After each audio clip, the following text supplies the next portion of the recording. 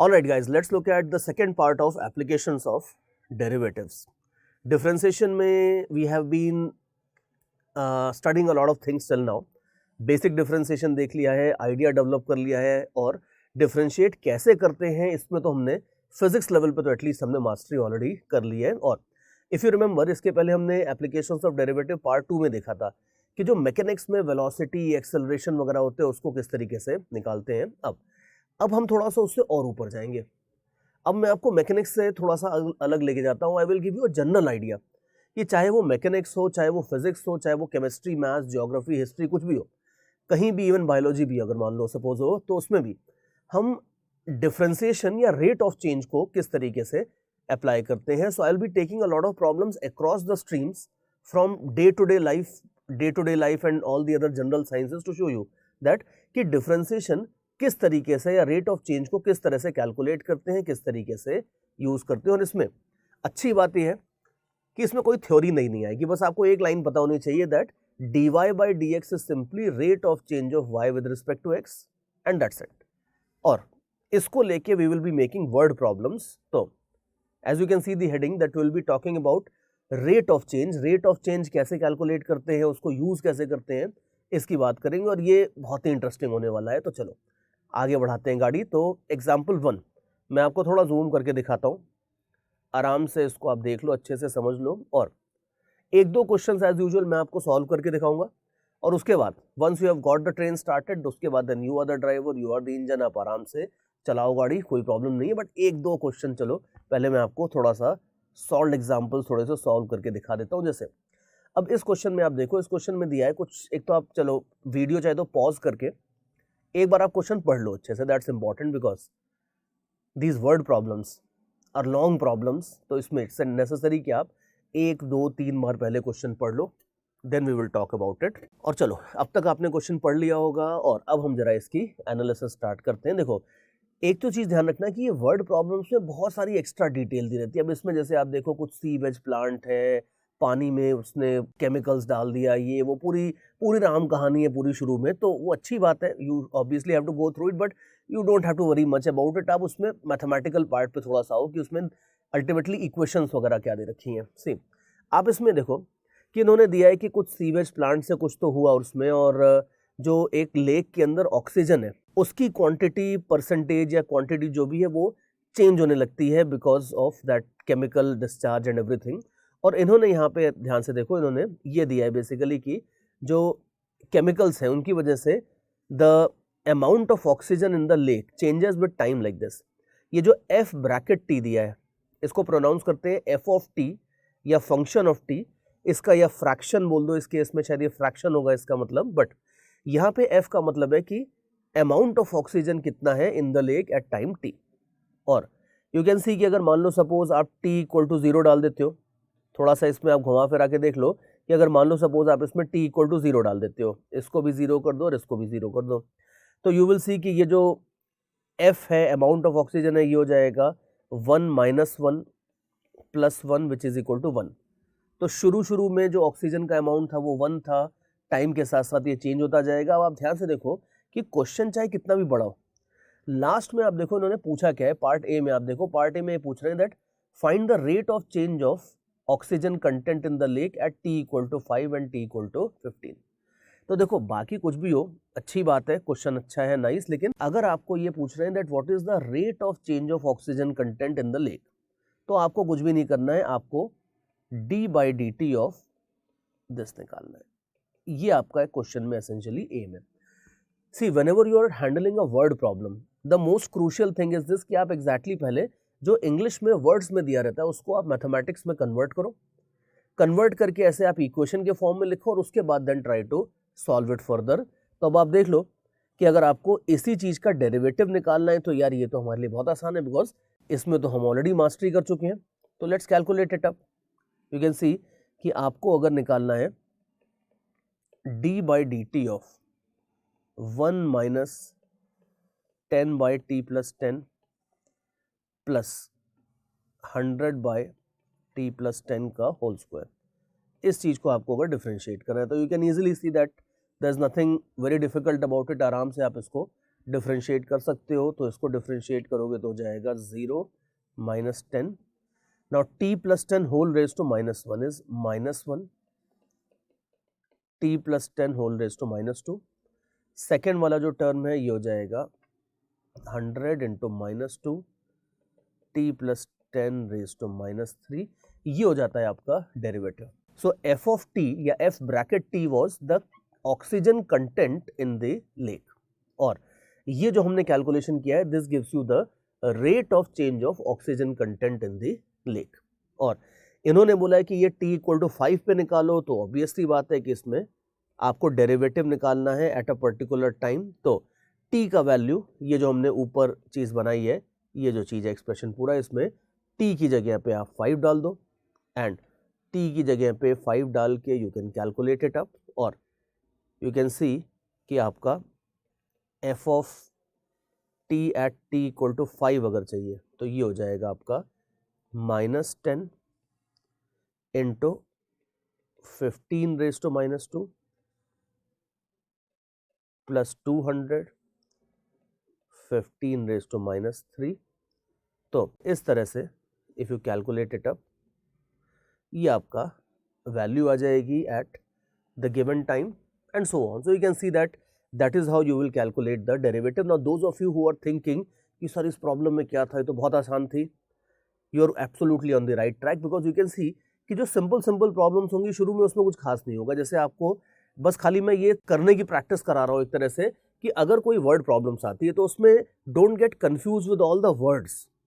जितनी पूरी लैंग्वेज है, जितना पूरा उन्होंने क्वेश्चन में डिस्क्राइब किया है, उस पूरी चीज को देखो, समझो और ultimately break it down into mathematical equations. That is basically how you solve a word problem. और पार्ट 2 में भी देख लो. पार्ट 2 थोड़ा सा ज़्यादा इंटरेस्टिंग है. पार्ट 2 में आपको देख रहे हैं कि जो ऑक्सीजन कंटेंट है वो इंक्रीज हो रहा है या डिक्रीज हो रहा है at t equal to 15 seconds. तो बस आपको ये चेक करना होगा कि अगर कभी भी कोई भी फंक्शन, कोई भी चीज़ इंक्रीज होती है तो उसका डेरिवेटिव पॉजिटिव होता है, और डिक्रीज होती है तो उसका डेरिवेटिव नेगेटिव होता है. तो बस आप ये देख लो कि t इक्वल टू 15 सेकेंड्स के ऊपर, जैसे ये निकाला था 5 वाला, वैसे ही t इक्वल टू 15 सेकेंड के ऊपर आप ये कैलकुलेशन करो और ये रेट ऑफ चेंज निकालो. और उसके बाद आप देख लो कि अगर वो पॉजिटिव होगा तो ये इंक्रीज हो रही है और अगर नेगेटिव होगा तो ये डिक्रीज हो रही है. ये बात है. So this was our first example. और इसी तरीके से और अच्छे एग्जांपल्स देखते हैं और आगे चलते हैं. देखो, as I have already mention, शुरू के एग्जांपल्स थोड़े से आसान होंगे, फिर थोड़े से अपन मुश्किल लेवल पे जाएंगे. अब जैसे have a look at this second example. Again pause करके थोड़ा सा देख लो. अब इसमें कुछ एपिडेमिक की बात है अनफॉर्चुनेटली. तो कोविड है या जो भी है, मान लो suppose there is some virus, और वो वायरस अगर मान लो सपोज स्प्रेड कर रहा है, तो there is a question in this. So you can see that differentiation can be very well used in medical field also. So again pause the video, read through the question and then we will discuss it. चलो, I think by now you would have seen the question. तो अभी देखते हैं. देखो, इसमें इन्होंने दिया है कि अगर मान लो सपोज कुछ ऐसा है कि some flu epidemic has hit Delhi, और उसके बाद नंबर ऑफ पर्सन्स जो सिक हो रहे हैं उसको इन्होंने यहाँ पे दे रखा है ऐसे.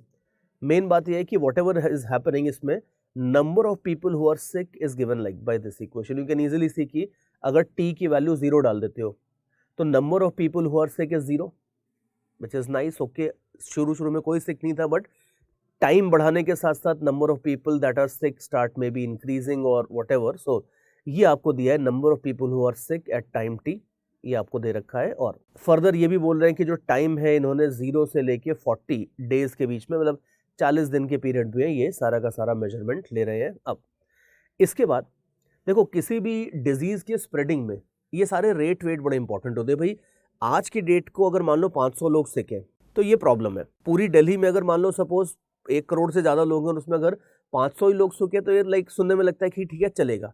बट लेकिन अगर आपको ये पता है that the disease is spreading eight the rate of late us से 50,000 पीपल पर डे, तो वो 500 मैटर नहीं करता, 50,000 मैटर करता है. कई बार शुरुआत छोटी होती है लेकिन रेट इतना ज़्यादा होता है. रोहित शर्मा की बैटिंग की तरह कि अगर शुरुआत छोटी होती है लेकिन आगे चल के रेट इतना खतरनाक हो जाता है स्कोरिंग का कि फिर 350 350 रन बनने लगते हैं. तो अगर मान लो उस तरह का सिचुएशन है तो उसमें रेट बड़ा इंपॉर्टेंट होता है, बिकॉज रेट आपको ये बताता है कि फ्यूचर में कितनी तेज़ी से चीज़ बढ़ने वाली है. तो अब यहाँ पे भी आप देखो कि इन्होंने आपको पार्ट ए में ये पूछा है कि जो फ्लू है वो किस रेट से स्प्रेड कर रही है at t equal to 20 days. Time generally हम सेकेंड्स में मेजर करते हैं, लेकिन यहाँ पे इन्होंने डेज की बात करी है। तो सबसे पहले rate of spreading of flu इन्होंने पूछा है at t equal to 20 days. अब देख लो, हमारी तो मास्टरी है इसमें, बिकॉज अगर आपको rate of spreading of flu पूछा है तो इसमें इस क्वेश्चन में इनका मतलब है dp by dt। Number of people who are sick is p, और किसी भी चीज का किसी भी डिजीज का रेट ऑफ स्प्रेडिंग क्या होगा? रेट ऑफ स्प्रेडिंग का मतलब होगा कि how many more people are getting sick per day. तो therefore rate of change of number of sick people per day is basically the rate at which the flu is spreading. और अगर ये चीज आपने एक बार पकड़ ली तो फिर आप देखो कुछ भी नहीं है। फिर इसके बाद आप इसका डेरिवेटिव ले लो, you will see 60 t square minus t cube. इसका आपको डेरिवेटिव लेना है। This is the rate at which the flu is spreading, और इसको आप सॉल्व कर लो। This will be like 120t minus 3t square, और इन्होंने बोला है at t equal to 20 seconds, तो t इक्वल टू 20 डाल दो, और तो dp by dt rate of spreading of flu eight t equal to 20, इसको शॉर्ट फॉर्म में ऐसे लिखते हैं। तो ये आप कर दोगे तो 120 इंटू 20 माइनस 3 इंटू 400, ये आपके पास आ जाएगा। You can calculate this further. This is the rate at which the disease is spreading at time t equal to 20। 20वें दिन जो rate of spreading of disease था वो आपका इतना था, और these many units will be these many people per second, so these many people are getting sick per day on 20th day। और जब ये रेट कम हो जाता है तब अपन मानते हैं कि जो बीमारी है वो खत्म हो रही है, और जब ये रेट बढ़ता जाता है तो हम मानते हैं कि जो बीमारी है, जो डिजीज है, वो तेजी से स्प्रेड हो रही है। तो देयरफॉर ये रेट जो है, ये रेट आपका इंपॉर्टेंट होता है in order to predict how many people will be sick after maybe a few days. So that is one thing. और देखते हैं इसके बाद बी पार्ट में भी आप देख लो, घुमा फिरा के वही चीज पूछी है इन्होंने। अब बी पार्ट में अपन ये देखेंगे कि फ्लू जो है, when the flu was spreading at 900 people per day, तो वो किस टाइम पे हो रहा था? तो it's basically back calculation. You can see कि ये जो हमने ऊपर वाला रिजल्ट निकाला था, ये वाला, इसमें आपको अभी dp बाई dt की वैल्यू 900 दी है सेकेंड पार्ट में। So let me some create some space for that. So second वाले पार्ट में इन्होंने आपको dp बाई dt की वैल्यू 900 दी है, और t की वैल्यू आपको पूछ रहे हैं। तो you can easily see, you are all good at solving quadratic equations. तो ये आप देख लो कि अब इसमें क्वाड्रेटिक इक्वेशन सॉल्व करके आपका काम हो जाएगा। It will be a nice big looking quadratic equation. तो इस क्वाड्रेटिक इक्वेशन को आप सॉल्व करो, सॉल्व करके आपको t की वैल्यू मिल जाएगी, that is the time at which the flu is spreading at the rate of 900 people per second। तो दो एग्जाम्पल्स तो हमने देखे हैं, and the thing that you have noticed here is कि हमने बड़े आराम से सिंपल स्टार्ट करिए। हम खाली अभी तक सिंपली ये देख रहे हैं कि रेट ऑफ चेंज क्या होता है, पता ही था अपने को ऑलरेडी, और उसको किस तरीके से यूज करते हैं। अब नेक्स्ट प्रॉब्लम में मैं थोड़ा सा आपको और आगे ले जाऊंगा। देखो नेक्स्ट प्रॉब्लम में भी आई विल जस्ट अगेन से कि आप एक बार पहले प्रॉब्लम पढ़ लो। This is example number 3। अब इसमें हम थोड़ा सा एक स्टेप और आगे जाएंगे, खाली रेट ऑफ चेंज नहीं निकालना है, कुछ एक्स्ट्रा काम रहेगा इसमें। So again pause the video and read the question में भी। चलो अभी तक आपने क्वेश्चन देख लिया होगा। अब क्वेश्चन में आप ये देखो कि क्वेश्चन में basically what they are saying is this that there is a stone, उसको पानी में ड्रॉप करते हैं तो आपको पता ही जैसे फिगर में दिख रहा है कि ऐसे सर्कुलर रिंग बनता है, और ये बोल रहे हैं कि ये सर्कुलर रिंग का जो रेडियस है, radius of the circular ring increases at the rate of 16 centimetre पर सेकेंड। अब आप देख लो कि अगर रेडियस बढ़ेगा तो ये सर्कुलर रिंग का पेरीमीटर, एरिया वेरिया सब बढ़ने वाला है। तो इन्होंने आपको पूछा that at what rate does the area of the disturbed region increase when the radius is 4 centimetres. अब इस तरह के जो क्वेश्चंस होते हैं इनका एक नाम होता है, इसको जनरली ये लोग फिजिक्स में रिलेटेड रेट्स के क्वेश्चन बोलते हैं।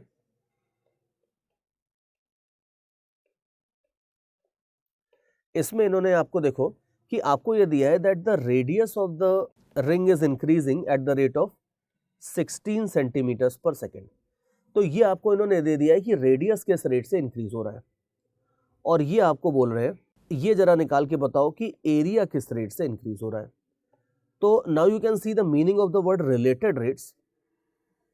इन्होंने बेसिकली आपको एक चीज का रेट ऑफ चेंज दे दिया है, dr/dt आपको दे दिया है, और दूसरी चीज का रेट ऑफ चेंज निकालने को बोल रहे हैं। तो एरिया का जो रेट ऑफ चेंज है वो निकालने को आपको बोल रहे हैं। तो अपने को 100% पता है कि एरिया और रेडियस के बीच में ये रिलेशन होता है फॉर अ सर्कल। तो if area and radius are related like this, ये आप इक्वेशन लिख के मान लो अगर आप दोनों side with respect to time differentiate कर देते हो तो ये ऐसे हो जाएगा। और अब जरा RHS को आप चेन रूल लगा के सॉल्व कर लो, बिकॉज यू कैन सी कि RHS में ऊपर अलग वेरिएबल है, नीचे अलग वेरिएबल है। तो आप सीधे सीधे नहीं बोल सकते कि d/dt ऑफ r स्क्वायर जो है ये 2r हो जाएगा, that is obviously not right. तो RHS को आप थोड़ा सा चेन रूल लगा के सॉल्व कर लो। चेन रूल थोड़ा सा अगर डिटेल में चाहिए तो चेन रूल क्या था कि आप इसको dr/dr से मल्टीप्लाई करो, थोड़ा सा इसको डिनोमिनेटर्स को इंटरचेंज करो, और उसके बाद जब ये वाला डेरिवेटिव आपका इस तरह से आ जाएगा, मींस आर स्क्वायर का डेरिवेटिव जब विद रिस्पेक्ट टू आर आ जाएगा, तो आप इसको आगे डिफरेंशिएट कर लो। तो ये हो जाएगा पाई इंटू 2r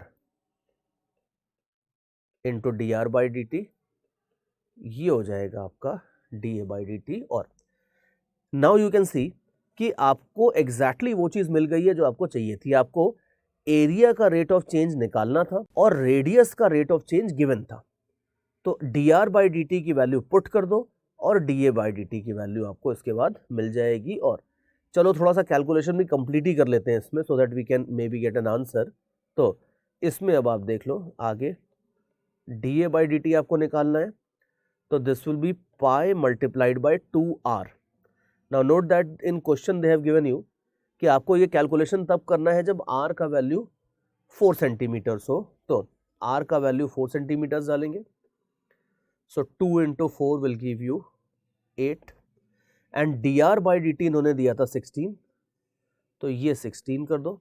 तो यू कैन सी कि ये आपके पास आ जाता है 128 pi, if my calculations are correct. और यूनिट्स भी आप देख लो कि अगर इन्होंने लेंथ जो रेडियस है उसकी यूनिट्स सेंटीमीटर दी है, तो एरिया की यूनिट सेंटीमीटर स्क्वायर होगी। और तो सेंटीमीटर स्क्वायर और पर सेकेंड की बात कर रहे हो, किसी भी चीज का rate of change per second होता है, तो therefore the answer will be 128 pi centimetre square per second. This is the rate at which area of the circle will be increasing. And remember कि we have made a very simple start in the sense कि एक छोटा सा question मैंने लिया है, लेकिन अगर आप ये क्वेश्चन समझ गए हो तो फिजिक्स के, केमिस्ट्री के, मैथ्स के, बायोलॉजी के, दुनिया भर की जितनी भी साइंसेज एंड नॉन साइंसेज जितनी भी फील्ड्स होती है उसमें हजारों लाखों करोड़ों क्वेश्चंस हैं जो आपके रिलेटेड रेट्स के होते हैं कि आपको एक चीज का रेट ऑफ चेंज दिया होता है और दूसरी चीज का रेट ऑफ चेंज निकालना होता है। जैसे लेट अस से कि अगर आपका रेट ऑफ वैक्सीनेशन ज्यादा होता है तो rate of spreading of disease कम हो जाता है, तो दोनों का रेट रिलेटेड है आपस में।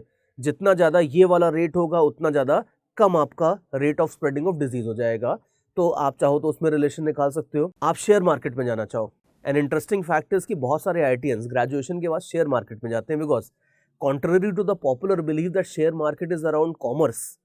कॉमर्स लगती है उसमें बिल्कुल 100%, लेकिन शेयर मार्केट के प्रोडिक्शन में बहुत बहुत बहुत ज़्यादा मैथ्स लगती है। और मेरे पुराने स्टूडेंट्स हैं जो उसमें स्टैटिस्टिकल मैकेनिक्स और पता नहीं क्या क्या लगाते रहते हैं, जो हमने फिजिक्स में IIT में BTech लेवल पे पढ़ी थी, वो बहुत सारी फिजिक्स वो शेयर मार्केट में लगाते हैं। Because what is statistical mechanics? Statistical mechanics का मतलब बेसिकली होता है कि बहुत सारे, if there is a system of large number of particles behaving randomly, तो उनके बिहेवियर को प्रेडिक्ट करने के लिए स्टैटिस्टिकल मैकेनिक्स लगती है। अब आप शेयर मार्केट में भी देखो, there are a large number of people behaving randomly. Yes, randomly word is correct, because ideally people should not be motivated और guided to go in a particular direction. अब वो अलग बात है कि रियल लाइफ में शेयर मार्केट में बहुत सारी चीजें फेयर प्रैक्टिस में भी नहीं चलती हैं, तो वो अलग बात हो गई। या कई बार मीडिया हाइप बना देता है कि यार लेट अस से कि एक्स कंपनी का शेयर तेजी से जाने वाला है, तो वो रैंडम बिहेवियर की बजाय वो एक डायरेक्शनल बिहेवियर हो जाता है। बट उस सबको अगर साइडलाइन कर दो एक सेकंड के लिए, तो यू कैन सी कि साइंस का एप्लीकेशन, इनफैक्ट जो कोर मैथ्स और साइंस होती है, फिजिक्स होती है, उसका एप्लीकेशन आपको शेयर मार्केट में दिख जाएगा। और बहुत सारे आपके नॉन टेक्निकल जो चीज़ें होती हैं उसमें आपको ये सारी की सारी साइंस मिल जाएगी। तो जो डिफ्रेंसिएशन अपन पढ़ रहे हैं, इस डिफरेंशिएशन का एप्लीकेशन दुनिया की लगभग हर फील्ड के अंदर होता है और लगभग इसी तरह से होता है कि दो चीजें आपस में रिलेटेड हैं अगर, तो एक का रेट ऑफ चेंज अगर हमें पता है तो उसका दूसरे के ऊपर इफेक्ट क्या आएगा वो हम निकालते हैं रिलेटेड रेट्स के प्रॉब्लम से। और ये तो बड़ा सिंपल सा एग्जांपल था। अभी ना धीरे करके मैं इसमें काफ़ी एग्जांपल्स लूँगा, बट धीरे धीरे करके मैं एग्जांपल्स का लेवल बढ़ाता जाऊँगा। और इसमें my advice is this the that some people are genuinely very good at solving word problems. तो if you are kind of like, जैसे when I was of your age I was not very good at mathematics, the mathematical part, but I was very good at solving word problems. Word problems आती तो मैं खुश हो जाता था कि हाँ यार चलो अब मज़ा आएगा। तो अब यहाँ पे भी चाहे वो आपकी हाइट्स एंड डिस्टेंसेस की ट्रिग्नोमेट्री की प्रॉब्लम हो, या जैसे वो वॉल्यूम ऑफ स्फीयर और क्यूब और इन सब की जो 8th 9th 10th में प्रॉब्लम्स आती थी, वर्ड प्रॉब्लम्स में थोड़ा सा कंफर्टेबल होने में टाइम लगता है कई बार। बट जो लोग ऑलरेडी कंफर्टेबल हैं उनके लिए रिकमेंडेशन ये है कि ये मेरी बकबक सुनने की ज़्यादा जरूरत नहीं है। आपको मैं प्रॉब्लम दिखाऊंगा, पॉज करो, खुद से सॉल्व करो और उसके बाद मेरे सॉल्यूशन के साथ अपना आइडिया मैच कर लेना। For those of you who already confident about word problems, and for those of you who need a little bit of help, कोई प्रॉब्लम नहीं है, 2-4 प्रॉब्लम्स में सॉल्व करूंगा, आप भी कंफर्टेबल हो जाओगे and then you will be able to solve the rest of the problems on your own. तो जिसको जिस तरीके से प्रोसीड करना हो उस तरीके से आप प्रोसीड कर सकते हो। और in fact this is the main advantage of online classes की आप अपने पेस पे जा सकते हो। जरूरी नहीं है कि अब जैसे मेरे क्लास में अगर मान लो let's say 50 students are there, उसमें 25 को ज़्यादा प्रॉब्लम्स चाहिए और 25 को चाहिए कि नहीं सर हमें प्रॉब्लम दे दो हम अपने आप सॉल्व कर लेंगे, तो वो मैं डिस्टिंक्शन नहीं कर सकता, बट यहाँ पे मैं कर सकता हूँ। तो therefore those of you who wish to solve on your own, आराम से वीडियो पॉज करो और सॉल्व करो। और जो लोग थोड़ी मेरी बकबक सुनना चाहते हो वो जो आपके लिए मैं स्टार्ट करता हूँ सॉल्यूशन। देखो अभी ये क्वेश्चन है, इस क्वेश्चन में आप ध्यान से देखो, बंदा है, वसंत पंचमी का टाइम है मान लो, और बंदा है पतंग उड़ा रहा है इस तरीके से। अब पतंग उड़ाने में आपको question, if you read the question you will realise कि क्वेश्चन में दिया है कि जो काइट है वो एक कांस्टेंट हाइट के ऊपर जा रही है। मतलब ये जो y आपको दिया है ये y चेंज नहीं हो रहा है, some wind is blowing and some horizontal wind is blowing, उसकी वजह से जो काइट है वो आपकी x डायरेक्शन में मूव करती जा रही है, लेकिन उसकी हाइट इंक्रीज नहीं हो रही है। मान लो आपको ये क्वेश्चन में इन्होंने पूरा दे रखा है। तो देखो ऑब्वियसली अगर काइट आपकी लेटर से x डायरेक्शन में जाएगी, आगे जाएगी इस तरह से, तो यू कैन इजिली सी कि जो ये डायगोनल है इस डायगोनल की लेंथ तो बढ़ती जाएगी। तो जितना तेजी से काइट हॉरिजॉन्टल आगे जाएगी उतना तेजी से आपको रस्सी छोड़नी पड़ेगी, थ्रेड छोड़ना पड़ेगा, because this length of thread is increasing. अब क्वेश्चन में इन्होंने यही पूछा एग्जैक्टली। क्वेश्चन की लैंग्वेज देखो, लैंग्वेज थोड़ी सी अच्छी सी लैंग्वेज है। इन्होंने ये बोला है that at what rate is the string being paid out when the length of the string is some 50 feet और समथिंग। तो ये पेड आउट का मतलब है एक तरह से at what rate the string is being let out और at what rate the string is being released, ये मतलब है।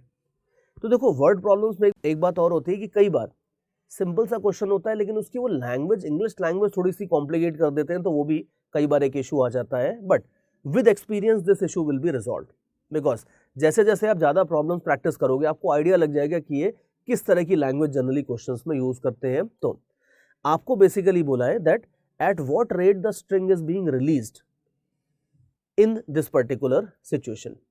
तो आप यहां पे देखो कि रिलेटेड रेट्स की प्रॉब्लम में सबसे पहले ये क्लियर कर लेना चाहिए कि आपको किस चीज का रेट ऑफ चेंज गिवन है और किस चीज का रेट ऑफ चेंज निकालना है।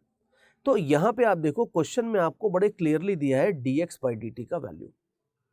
आपको ये बोला है कि जो काइट है ये हॉरिजॉन्टली मूव कर रहा है because of wind at a rate of 3 feet per second. तो अगर kite horizontally 3 feet per second के रेट से जा रहा है तो इसका मतलब है कि इसका x कोऑर्डिनेट चेंज हो रहा होगा। तो आपको इन्होंने क्लियरली ये दिया है कि dx by dt है 3 फीट पर सेकेंड, ये आपको गिवन है। तो ये मैं लिख लेता हूं, ये आपको गिवन है 3 फीट पर सेकेंड। और आपको निकालना क्या है वो भी जरा क्लियरली देख लेते हैं। जो निकालना है वो आप देखो, ये बोला है कि इन्होंने that at what rate the string is being released. Now see, अगर मान लो सपोज आप 1 सेकेंड में 5 फीट का स्ट्रिंग रिलीज करते हो तो उसका मैथमेटिकल टर्म्स में उसका मीनिंग क्या हुआ। 1 सेकेंड में अगर आप 5 फीट का थ्रेड रिलीज करते हो तो थ्रेड की जो डायगोनल लेंथ है that diagonal length will increase by 5 feet in 1 second. तो देयरफॉर आपको इन्होंने क्या दिया है, आपको इन्होंने दिया है dl बाई dt। ध्यान से देखो कि थ्रेड की जो लेंथ है वो ना x है ना y है, थ्रेड की लेंथ तो डायगोनल है l। तो rate of change of length of thread that is there in air, ये आपको इन्होंने दिया है। फाइनली इन्होंने दिया नहीं है, सॉरी, इन्होंने बोला है कि ये आपको निकालना है। तो ये अपना टारगेट है और ये अपने को गिवन है। तो एज आई वाज सेइंग कि सबसे पहले प्रॉब्लम के अंदर आप ये क्लियर कर लो कि क्या चीज आपको निकालनी है और क्या चीज आपको गिवन है। ये अगर आपने लिख लिया तो इसका मतलब है कि प्रॉब्लम पे आपकी पकड़ तो बन गई है। अब इसके बाद it is only a matter of some calculations and mathematics and that you will be able to perform. वो कोई बड़ी दिक्कत नहीं आएगी उसमें। तो अभी आप आगे देखो। अब एक बार ये टारगेट लिख लिया तो अगला स्टेप ये होगा, आपको बेसिकली x का डेरिवेटिव दिया है और l का डेरिवेटिव निकालना है। तो दो चीजों के डेरिवेटिव के बीच में रिलेशन तब मिलती है जब आप उन दोनों के बीच में रिलेशन निकाल लो।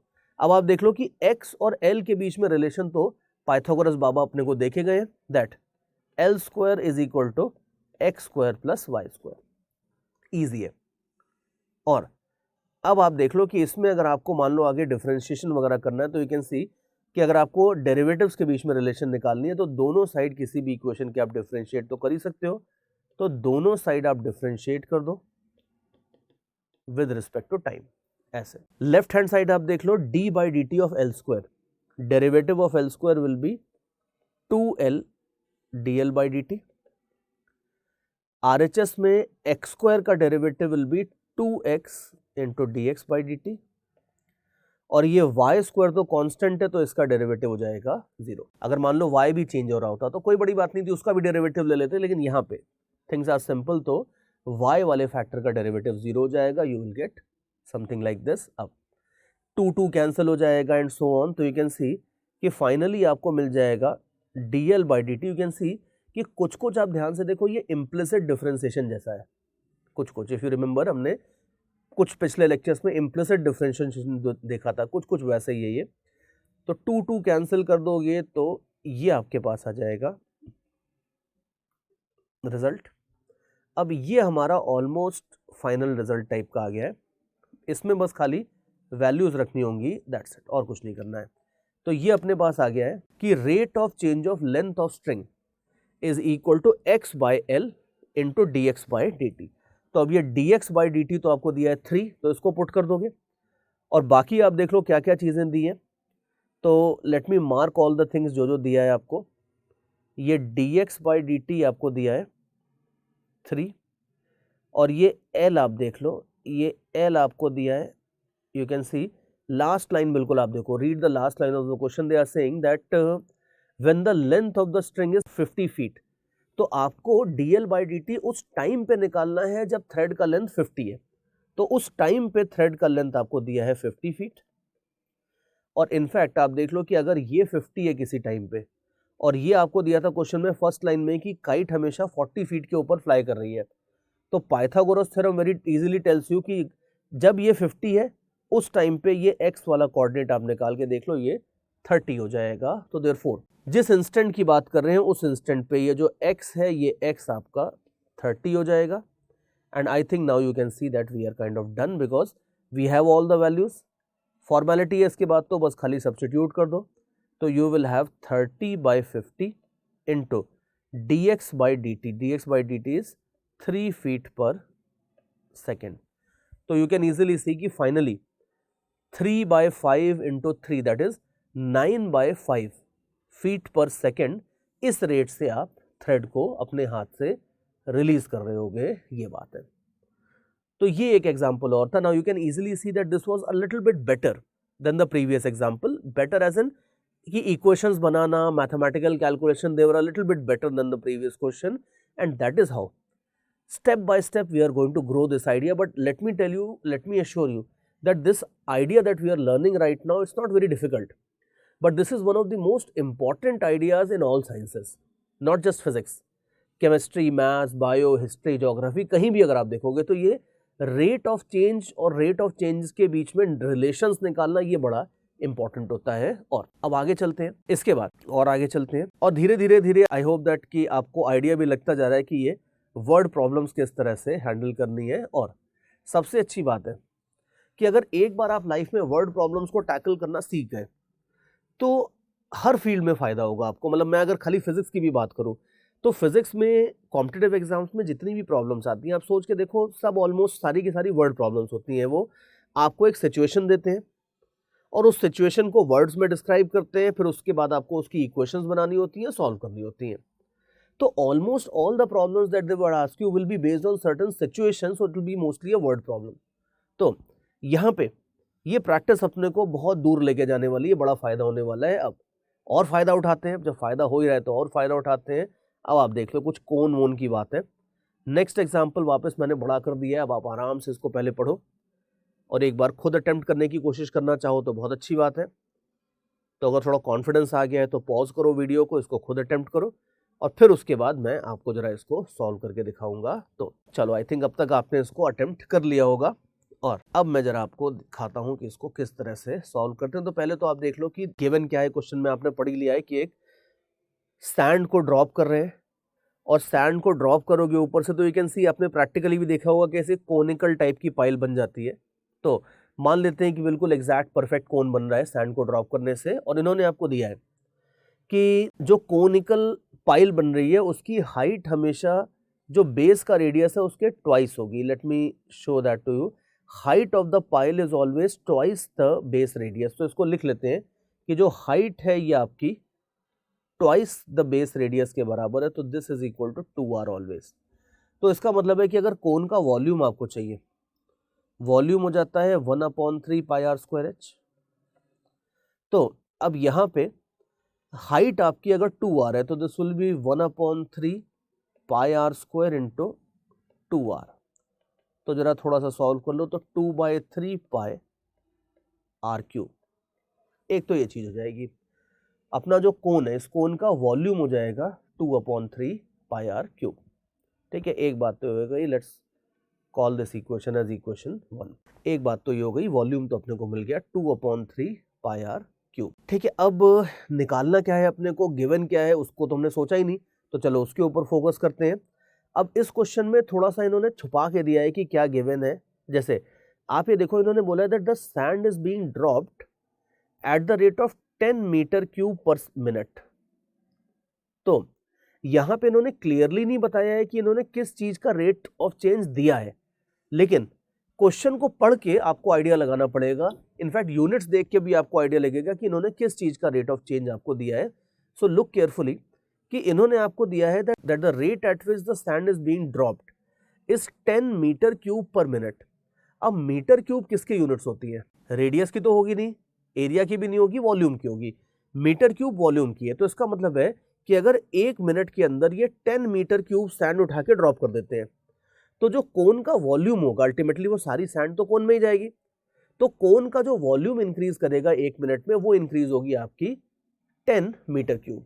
तो देयरफॉर ये थोड़ा ध्यान से देखना, क्वेश्चन का सबसे इंटरेस्टिंग पार्ट यही है कि rate of change of volume of the cube इन्होंने दिया है आपको 10 मीटर क्यूब पर सेकेंड।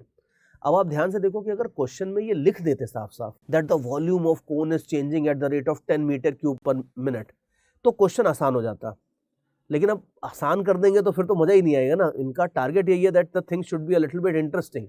तो इन्होंने इसीलिए आपको क्लियरली नहीं बोला है, लेकिन वो आपकी प्रोफिशिएंसी यही है कि आपको ये चीज इनकी लैंग्वेज में से खोद के निकालनी पड़ेगी कि जो कोन का वॉल्यूम है this is increasing at the rate of 10 metre cube per minute. अब अगर ऐसा है तो ये तो आपका गिवन हो गया, जो रेड कलर से लिखा है ये तो गिवन क्वांटिटी हो गई। और निकालना क्या है वो भी मैं ग्रीन कलर से साइड पे लिख देता हूं। इन्होंने आपको बोला है that at what rate is the height increasing, so dh by dt is equal to question mark, ये पूछा है। वॉल्यूम का रेट ऑफ चेंज गिवन है, हाइट का रेट ऑफ चेंज निकालना है। तो ये गिवन है और ये निकालना है। तो ऑब्वियसली आपको पहले वॉल्यूम और हाइट के बीच में कुछ इक्वेशन लिखनी होगी और उस इक्वेशन को दोनों साइड डिफरेंशिएट कर दोगे तो आपका काम हो जाएगा सिंपल। और देख लो ये तो हमारा काम ऑलमोस्ट डन ही है। यहाँ पे बस थोड़ा सा प्रॉब्लम ये है कि हमने वॉल्यूम और रेडियस के बीच में रिलेशन लिख दिया है, हमें वॉल्यूम और हाइट के बीच में रिलेशन चाहिए तो कन्वर्ट कर लेंगे, वो तो कोई बड़ी बात नहीं है। यू कैन सी कि आपको गिवन ही है हमेशा that height is equal to 2r, तो इसका यूज करके आप कन्वर्ट कर लो, that means r is equal to h/2। तो ये जो इक्वेशन थी इसको आप लिख लो volume is equal to 2/3 pi into r cube means h/2 का cube. So you will have π/12 h cube. ये आ जाता है आपका वॉल्यूम. और इस इक्वेशन को आप अगर दोनों साइड डिफरेंशिएट कर दोगे तो बिल्कुल लाइफ सेट है, आपका काम आराम से हो जाएगा. तो अब इसको हम डिफरेंशिएट कर देते हैं, थोड़ा सा ऊपर स्पेस क्रिएट करते हैं और इसको डिफरेंशिएट कर देंगे. अब तो बस आगे देख लो इसके बाद कि इसको अगर डिफरेंशिएट करोगे तो you will have dv/dt is equal to π/12 into d/dt of h cube. Now you can see कि h क्यूब का जो डेरिवेटिव है ये हो जाएगा आपका 3h², लेकिन ऊपर h अलग वेरिएबल है, नीचे t अलग वेरिएबल है, तो थोड़ा सा छोटा सा चेन रूल भी लगा दो तो ये हो जाएगा dh/dt. तो देयरफॉर यू कैन सी कि ये आपके पास ऑलमोस्ट रिजल्ट आ रहा है अभी dv/dt का. Rate of change of volume of cube and rate of change of height of cube are related by this equation. और सिंप्लीफाई कर लो, this will be like πh²/4 dh/dt. ये आ जाता है आपके पास एक चीज. एंड अब लास्ट स्टेप है, बिल्कुल देखना. लास्ट स्टेप में हम कुछ नहीं कर रहे हैं, इसमें वैल्यूज डालेंगे. आपको ये इन्होंने क्वेश्चन में दिया ही था that the volume of the cube is increasing at the rate of 10 metre cube per minute. तो जो लेफ्ट हैंड साइड है ये है 10 मीटर क्यूब पर मिनट. और इन्होंने ये बोला है कि जिस इंस्टेंट पे कैलकुलेशन कर रहे हैं उस इंस्टेंट पे ध्यान से देखो. इन्होंने बोला है कि उस इंस्टेंट पे जो पाइल की हाइट है वो 8 मीटर्स है. तो ठीक है, 8 मीटर्स h की जगह डाल देते हैं तो 8² ये हो जाएगा. और इन्होंने पूछा था क्वेश्चन में dh/dt. तो you can see that we are almost done. अब ये dh/dt आपका आ जाता है फाइनली. आप देख लो, it will be something like 40 divided by 64 pi. ठीक है, आगे डिवीजन तो आपको ही करना है obviously. Good thing about being a teacher is कि हमें छोटे छोटे कैलकुलेशंस नहीं करने होते, ये आप आराम से कर ही लोगे. तो ये आपका rate of change of height of the cone आ जाता है. और again you can see that you have solved a nice little problem on related rates. ध्यान से देखो क्या बोलते हैं इन प्रॉब्लम्स को. इन सबको रिलेटेड रेट्स की प्रॉब्लम बोलते हैं. अगर किसी भी कोन का वॉल्यूम बढ़ाओगे तो मोस्ट प्रोबेबली उसकी हाइट भी बढ़ेगी. तो हाइट और वॉल्यूम आपस में रिलेटेड होते हैं. और अगर डिफरेंशिएट कर दोगे तो उनके डेरिवेटिव्स के बीच में भी आपको रिलेशन मिल जाएगा. और यही एग्जैक्टली हम करते हैं रिलेटेड रेट्स में कि अगर दो लोग रिलेटेड हैं तो उनका डेरिवेटिव ले लो तो उनके रेट ऑफ चेंज के बीच में भी आपको रिलेशन मिल जाएगा. That's basically what we are doing here. Easy है, यू कैन सी कुछ भी नहीं है. बस हाँ, ये जरूर है कि वर्ड प्रॉब्लम्स में आपको थोड़ा सा ध्यान से पढ़ना पड़ेगा. अब जैसे इस प्रॉब्लम में आप देखो कि अगर आपको जो फर्स्ट लाइन दी थी, फर्स्ट लाइन को पढ़ के चीज निकालनी थी कि rate of change of volume 10 metre cube per minute है और उसके according you will solve the question. और बहुत क्वेश्चंस हैं ऐसे, 2-3 और लेता हूं मैं क्वेश्चंस. बट इन सब में एक ही बात है कि अगर आपको क्वेश्चंस खुद से बन रहे हैं ये तो बहुत अच्छा है, एक्सेलेंट. फिर आप मेरी एक्सप्लेनेशंस मत सुनो. आप क्वेश्चन के अभी जैसे वीडियो देखा क्वेश्चन का मैं आपको दिखा रहा हूँ क्वेश्चन, तो उसको पॉज करो, पॉज करके खुद से सॉल्व करो, सॉल्व करके फिर आगे बढ़ जाओ.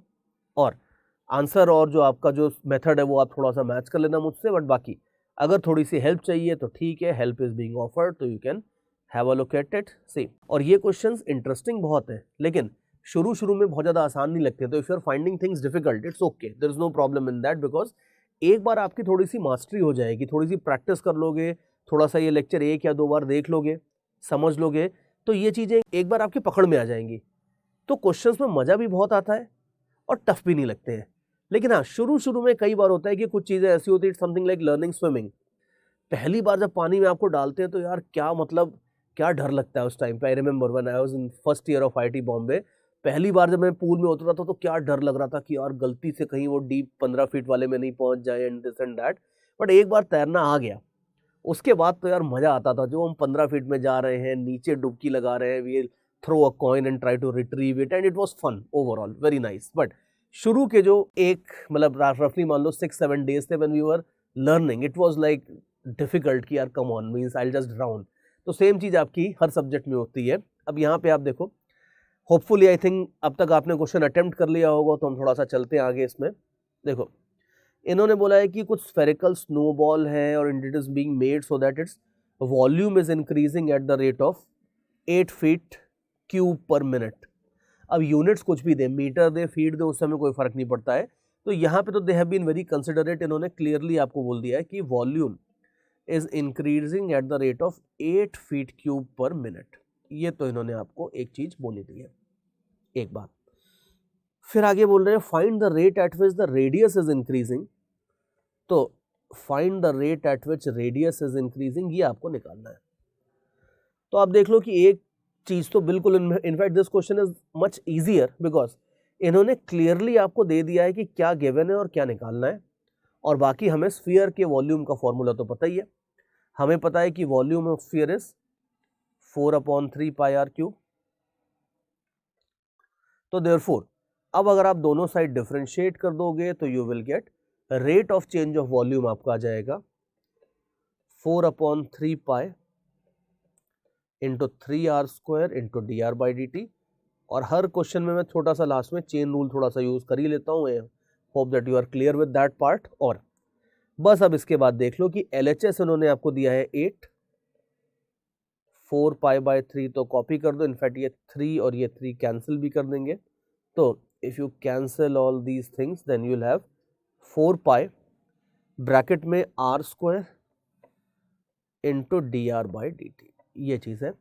वैल्यूज आप और पुट करके देख लो। अब ध्यान से देखो कि इन्होंने आपको लास्ट लाइन में देखो बोला है कि find the rate of change of radius when the snow ball is 4 feet in diameter. Diameter 4 feet है, मतलब रेडियस 2 फीट है। तो जिस इंस्टेंट की बात कर रहे हो उस इंस्टेंट पे जो ये रेडियस है ये 2 फीट आपको दिया है। तो therefore this will mean that 8 will be equal to 4π into r²। r² means 2², 2² will be 4 into dr/dt। ठीक है, तो अब आप देख लो कि ये सब आपका dr/dt की जो फाइनल वैल्यू आ रही है वो फाइनल वैल्यू में विद अ डिफरेंट कलर लिख देता हूं। dr/dt आपका आ जाएगा at the end of the day 1/2π। ये आपका आ जाएगा फाइनली dr/dt। इजी है। I think you agree with me now that धीरे धीरे चीजें स्मूदन आउट होती जा रही हैं। और इसी तरह से there are millions and billions of problems of related rate जो दुनिया की हर फील्ड में बनती है, जिनको आप आराम से टैकल कर सकते हो। और एक एग्जाम्पल, थोड़े से एग्जाम्पल्स और लेते हैं। अब एक नेक्स्ट एग्जाम्पल है जिसमें मैं थोड़ा सा फिजिक्स की साइड में भी गया हूँ। बहुत सारे क्वेश्चन अभी मैंने कराए हैं जिसमें हमने एपिडेमिक की भी बात कर ली, स्नो बॉल्स की भी बात कर ली, बहुत सारी बात कर ली। अब यार फिजिक्स तो अपनी पीछे ही छूट गई, तो फिजिक्स को भी लेके आते हैं। मान लो सपोज ये क्वेश्चन आप पढ़ के देखो, इसमें एक गाड़ी आ रही है, एक ट्रक आ रहा है और उनके बीच के डिस्टेंस की कुछ बात करी है। तो अगेन अच्छा क्वेश्चन है, एक बार पॉज करो आप आराम से और पॉज करके try to solve this question on your own first, और उसके बाद फिर हम इसको डिस्कस करेंगे। चलो, I think by now you would have attempted the question on your own, और बन गया है तो बड़ी अच्छी बात है। आप जरा थोड़ा सा चेक करके देख लो whether you have solved it correctly और नॉट, और नहीं बना है तो फिर पूरा डिटेल में have a look at the solution. See, अभी पहले तो देखते हैं क्वेश्चन को, थोड़ा सा समझते हैं कि दिया क्या था, पूछा क्या था। देखो इन्होंने ये बोला है that there is some automobile और ये 30 फीट पर सेकेंड के रेट से चल रहा है। इसको डिनोट किया इन्होंने फिगर में ए से। ये ऑटोमोबाइल है, ये एक इंटरसेक्शन की तरफ आ रहा है। और उसके बाद इन्होंने बोला है कि जब ये ऑटोमोबाइल इंटरसेक्शन से 120 फीट के ऊपर था, उस समय इन्होंने बोला है कि एक ट्रक है और ट्रक उस समय इंटरसेक्शन को जस्ट क्रॉस करता है। तो जब ये ऑटोमोबाइल थोड़ा पीछे था, यहाँ पे था, 120 फीट के ऊपर था, तो उस समय जो ट्रक है वो इंटरसेक्शन को क्रॉस कर रहा है। ध्यान से देखो, थोड़ी देर बाद ट्रक आगे निकल जाएगा, बट इस टाइम पे जो ट्रक है वो आपका इंटरसेक्शन पॉइंट के ऊपर है। अब आगे पढ़ते हैं इसके बाद, एंड इन्होंने ट्रक की वेलोसिटी भी दी है 40 फीट पर सेकेंड, सो चलो वो भी ठीक है। और फिर उसके बाद आगे पूछ रहे हैं कि आगे लास्ट सेंटेंस में आप देखो that how fast they are separating 2 seconds after the truck leaves the intersection. तो अब ये बोल रहे हैं कि ये जो टाइम मैंने आपको ग्रीन कलर से दिखाया है यहाँ पे कि ट्रक इंटरसेक्शन पे है, ऑटोमोबाइल 120 फीट पे है, ये तो हो गया टाइम। अब ये बोल रहे हैं कि इसके 2 सेकेंड बाद इनके बीच में जो भी rate of change of distance वगैरह जो भी है वो निकालना है अपने को। अब 2 सेकंड में क्या होगा वो देख लो। अगर ट्रक की स्पीड 40 है तो 2 सेकंड में ये 80 फीट ट्रेवल कर लेगा। तो इसका मतलब है कि 2 सेकंड बाद अगर देखोगे तो जो ट्रक की पोजीशन आपको दिखेगी, ट्रक का जो एक तरह से वाई कोऑर्डिनेट का वैल्यू आपको दिखेगा, ये दिखेगा 80 फीट, और 2 सेकंड के अंदर अपनी जो गाड़ी है ये 60 फीट ट्रैवल कर लेगी। तो ये इनिशियली 120 फीट थी, अब 60 फीट ट्रैवल कर लिया इसने, तो आपको इसका जो डिस्टेंस दिखाई देगा, लेट मी मार्क इट, जो पोजीशन मैंने आपको फिगर में दिखाई है, ये जो डिस्टेंस होगा, ये डिस्टेंस आपका 120 माइनस 60, मतलब ये इस इंस्टेंट पे आपको x का वैल्यू 60 फीट मिलेगा। सी अब तक अपन को ये तो अपन समझ ही गए होंगे कि हमेशा रिलेटेड रेट्स की प्रॉब्लम में आपको generally derivative at a point निकालना होता है। तो आपको पता होना चाहिए शुरू से ही कि भाई जिस इंस्टेंट पे आपको डेरिवेटिव निकालना है उस इंस्टेंट पे x और y की वैल्यूज कितनी है, तो वो हमने पहले ही निकाल के रख ली है। x और y की वैल्यूज उस इंस्टेंट पे होंगी 60 फीट एंड 80 फीट। और हमें चाहिए क्या अब इसके बाद, क्वेश्चन में आप देख लो, ये बोला है कि how fast are the two things separating. Now see what do you mean by rate of separation. Rate of separation का मतलब होता है कि किस रेट से उनके बीच का डिस्टेंस इंक्रीज हो रहा है। अगर मान लो कोई भी चीज कैसे भी जा रही है, कोई ऐसे जा रहा है कोई वैसे जा रहा है, तो रेट ऑफ सेपरेशन का मतलब होता है कि उनके बीच के डिस्टेंस को आप बोल दो r। तो अगर उनके बीच का डिस्टेंस अभी 100 था, फिर अगर मान लो सपोज 1 सेकेंड बाद 105 हो जाता है, तो आप बोलोगे कि 5 मीटर्स या 5 फीट उनके बीच का डिस्टेंस बढ़ गया है इन 1 सेकेंड। तो rate of separation of any two objects का मतलब होता है dr by dt where r is the distance between them. तो क्वेश्चन में जो थोड़ा सा फिजिक्स वाला पार्ट लग रहा है वो बस यही है that you need to understand that rate of separation का मीनिंग होगा dr by dt where r is the distance between these two fellows. अब इस प्रॉब्लम में आप देखो कि ये बिल्कुल वैसी काइट वाली जैसी प्रॉब्लम थी ना, ये कुछ कुछ वैसी प्रॉब्लम है। वहां पे भी हमने जो निकाला था वो एक तरह से काइट और पर्सन के बीच का रेट ऑफ सेपरेशन निकाला था, और यहाँ पे भी हम कुछ कुछ वही चीज कर रहे हैं। बस यहाँ पे प्रॉब्लम ये है कि x और y दोनों चेंज हो रहे हैं, तो कोई बात नहीं, दोनों को देख लेंगे अपन। तो अब अगर मान लो सपोज आप पाइथागोरस थ्योरम लगा दो ऐसे।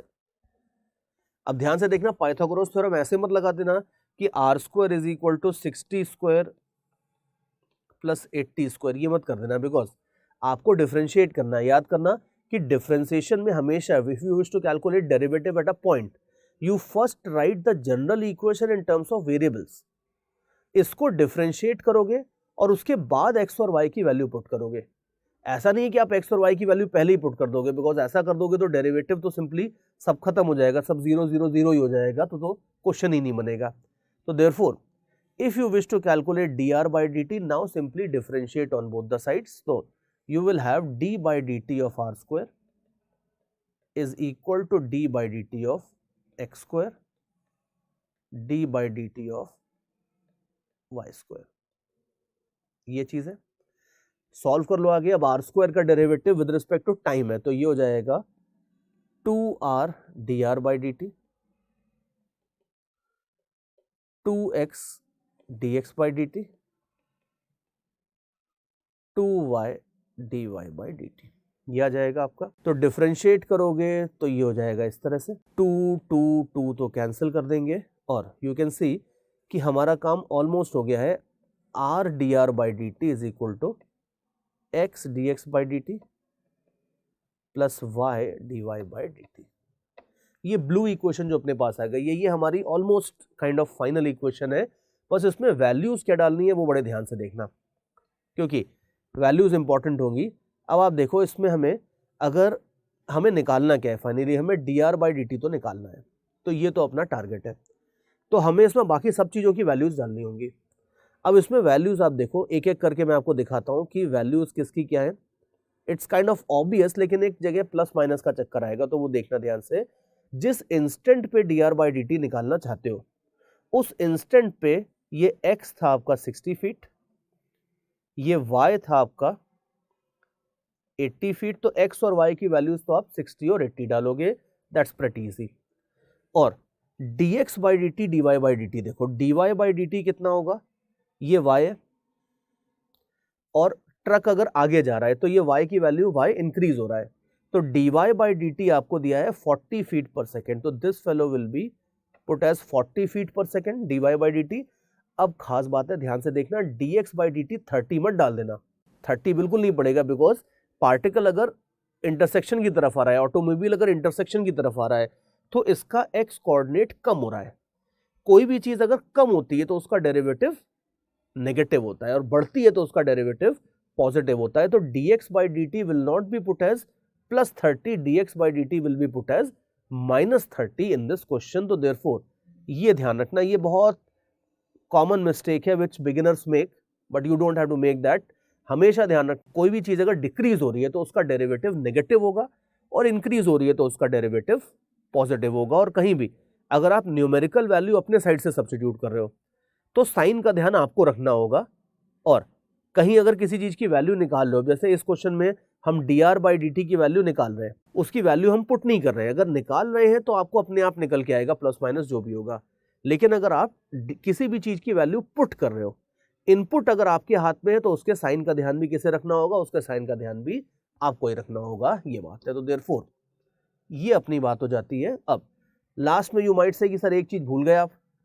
भूला नहीं हूं, आपके लिए छोड़ दिया मैंने कि आर का क्या करोगे। आर आप देख लो, पाइथागोरस थ्योरम है हमारे पास, क्योंकि जिस इंस्टेंट के ऊपर x 60 है, जिस इंस्टेंट के ऊपर y 80 है, उस इंस्टेंट के ऊपर r कितना होगा। बिल्कुल सही सोच रहे हो, पाइथागोरस थ्योरम से निकाल लेंगे। उस इंस्टेंट के ऊपर जो r होगा ये हो जाएगा 60 square plus 80 square under root. और ये आप देख लो चेक करके, पाइथागोरस लगा के सॉल्व करके, ये as far as my calculations go ये हो जाएगा 100 फीट। तो ये r की वैल्यू आप इसमें डालोगे 100। और those of you who were solving the question on your own, आपको ये जो लास्ट इक्वेशन बिल्कुल बॉटम पे दिख रही है, इस यहाँ तक अगर आपने सही सही निकाल लिया है तो बस इसके बाद वैल्यूज डालनी है, इसके बाद वैल्यूज डाल के आपका आंसर आराम से आ जाएगा। तो ये बात है, this is how the things roll as far as related rates are concerned. और अब ये प्रॉब्लम हमने जानबूझ के थोड़ी सी एक फिजिक्स की ली थी, आगे चल के जब एक बार फिजिक्स में हम थोड़ा सा और आगे चले जाएंगे, कुछ मोशन इन 2 डायमेंशंस 1 डायमेंशंस देख लेंगे, तो वहाँ पे हम देखेंगे कि इस तरह की प्रॉब्लम्स को सॉल्व करने का, इनफैक्ट सारी प्रॉब्लम्स नहीं, इस तरह की प्रॉब्लम्स में कुछ चीज़ें सॉल्व करने का, कुछ टाइप ऑफ प्रॉब्लम सॉल्व करने के लिए कुछ शॉर्टकट्स भी होते हैं, बट वो शॉर्टकट्स बहुत वैसे हैं, मतलब कि खाली कुछ जगह लगेंगे, जबकि ये जो हम रिलेटेड रेट्स देख रहे हैं ये बड़ी जनरल चीज़ है, ये आपकी दुनिया में हर जगह लगती है। तो देयरफॉर शॉर्टकट्स वगैरह तो बाद में आएंगे, लेकिन सबसे पहले ये बेसिक्स क्लियर करना बड़ा जरूरी है। और चलो गाइस, ऑलराइट, अब इतने सारे एग्जांपल्स देख लिए, थोड़ा सा और आगे चलते हैं, फिजिक्स पे आ ही गए हैं तो फिजिक्स पे ही रहते हैं हम। देखो एक खूबसूरत सी बढ़िया सी प्रॉब्लम मैं आपको दिखाता हूँ, सी बड़ी कॉमन प्रॉब्लम। सो फिजिक्स में एक बार जब आप स्टार्ट हो जाओगे मैकेनिक्स में, तो यू विल सी कि बहुत सारे ऐसे क्वेश्चन आएंगे जहाँ पे पता नहीं क्यों लोगों के लैडर स्लिप होते रहते हैं। एक लैडर लगाएंगे इस तरीके से और वो स्लिप हो जाएगा। अब स्लिप होते होते फिर उसका पूरा मोशन देखते हैं, उसमें बहुत कुछ करते हैं, लेकिन जो स्टार्टिंग होती है वो आपकी यही रिलेटेड रेट से होती है अल्टीमेटली। बाकी मैकेनिक्स में तो उसमें बहुत कुछ और आता है, बट जो स्टार्टिंग होती है वो अपनी सिंपल रिलेटेड रेट से होती है। तो देखो क्वेश्चन में आपको ये दिया है कि एक लैडर है, लैडर को दीवार पे रखा है इस तरह से। अब ये लैडर आपका कुछ तो भी स्लिप हो जाएगा एंड सो ऑन। तो या मे बी इसको लेट से कि कोई स्लिप करवा ही रहा है, मूव कर रहा है किसी तरह से। आपको इन्होंने जो डेटा दिया है वो पहले आप देख लो। इन्होंने आपको दिया है कि लैडर की लेंथ तो 13 मीटर्स है और it is leaning against a wall. अब ये बोल रहे हैं कि कोई ये लैडर जो है अपने आप स्लिप नहीं हो रहा है, कोई बदमाश बंदा है ये पुल कर रहा है, इस लैडर के बेस को ऐसे पुल कर रहा है। So it's being pulled away from the wall at the rate of 1.5 meters per second. तो अगर लैडर के टॉप पॉइंट को मैं ए बोल देता हूँ, बॉटम पॉइंट को बी बोल देता हूँ, तो ये बी पॉइंट जो है इसकी वेलोसिटी आपको दी है 1.5 मीटर्स पर सेकेंड, ये आपको गिवन है। और देखो ऑब्वियस ही बात है कि अगर आप लैडर को पुल करोगे ऐसे, इसके बेस को अगर आप बाहर दूर पुल करोगे तो जो इसका टॉप पॉइंट है वो नीचे आएगा। और आप देख लो यही पूछा हुआ इन्होंने, how fast is the angle theta. In fact चलो ये नहीं पूछा है, ये पूछ रहे हैं कि how fast is the angle theta between ladder and the ground changing. ठीक है, तो लैडर और ग्राउंड के बीच के एंगल को इन्होंने थीटा बोला है और ये क्लियरली बोल रहे हैं that how fast is this angle changing. तो rate of change of theta तो निकालना है, ये क्लियरली दिया इन्होंने। How fast is this theta changing when the foot of the ladder is 12 metres from the wall. तो आप देख लो कि रिलेटेड रेट्स का ही प्रॉब्लम है। और आपको इन्होंने क्वेश्चन में दिया क्या है वो देखते हैं। लेट अस से कि जो लैडर का बेस है इसके ये वाले डिस्टेंस को आप x बोल दो, ये वर्टिकल हाइट को 1 सेकेंड के लिए चाहिए तो y बोल दो। अब ध्यान से देखो कि इन्होंने आपको dx बाई dt दिया है और d थीटा बाई dt निकालना है। तो देयरफॉर यू विल सी कि dx बाई dt तो इन्होंने आपको दिया है 1.5 मीटर्स पर सेकेंड और d थीटा बाई dt आपको निकालना है।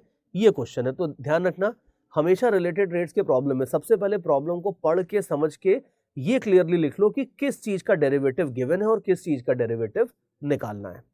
तो ये तो जो मैंने ऊपर की 2 छोटी छोटी पिंक एंड ब्लू लाइंस लिखी है ये तो आपकी प्रॉब्लम की एक तरह से समरी है। अब इसके बाद आगे सॉल्व करते हैं। अब इसका मतलब है कि हमें किसी तरह से थीटा और एक्स के बीच में रिलेशन चाहिए कुछ तो भी। तो अब थीटा और एक्स के बीच में रिलेशन कैसे आएगा आप देख लो। सबसे अच्छा तरीका है इसमें कॉस थीटा लगा दो। y को लेके आओ ही नहीं, बिकॉज y चेंज हो रहा है तो y इज अ वेरिएबल। लेकिन जितने कम वेरिएबल्स को आप क्वेश्चन में रखोगे उतना ज्यादा आपका काम आसान रहेगा। तो अगर आप इसमें लेटर से कई कुछ लोग इसमें कहते हैं सर टैन थीटा लगाएंगे, हमें तो टैन थीटा पसंद है। तो भाई पसंद नापसंद की बात नहीं है, जो आसान पड़ेगा वो लगाएंगे। तो यहाँ पे आप देखो कि अगर आप कॉस थीटा लगाओगे तो मैं लिख के दिखाता हूँ आपको, कॉस थीटा हो जाएगा आपका x बाय एल।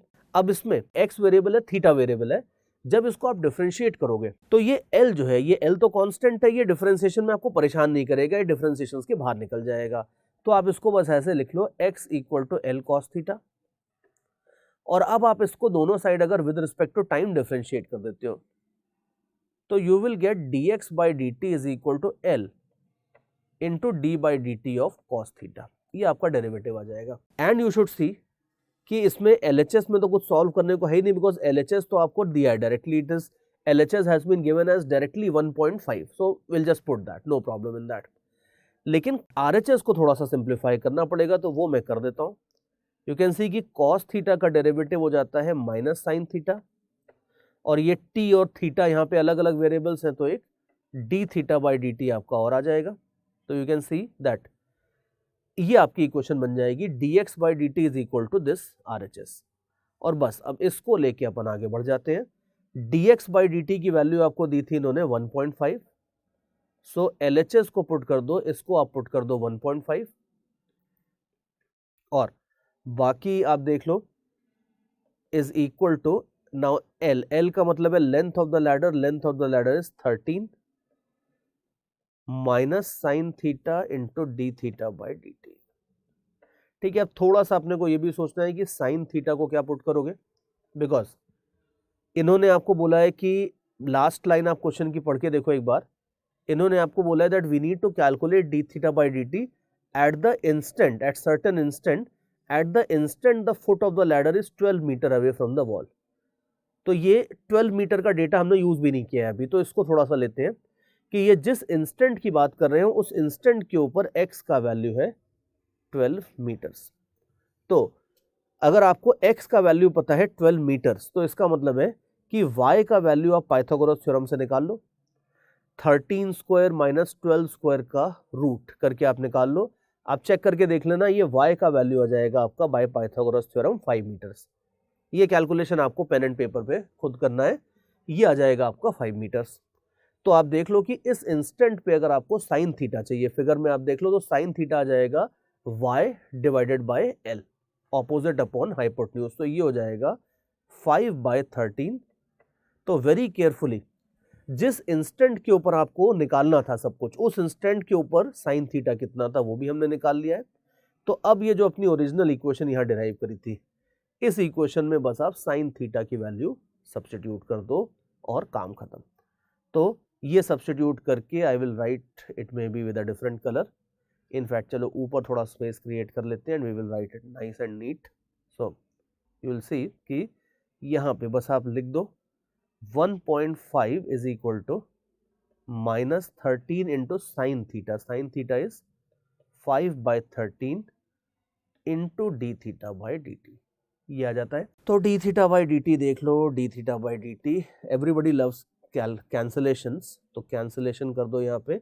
ये हो जाएगा minus 1.5 upon 5, so that will be something like इसको अगर आप सॉल्व कर लेते हो तो आपके पास फाइनली वैल्यू आ जाती है, ये हो जाता है 3/10 minus 3/10 which is like -0.3, ये आ जाता है आपके पास d थीटा बाई dt।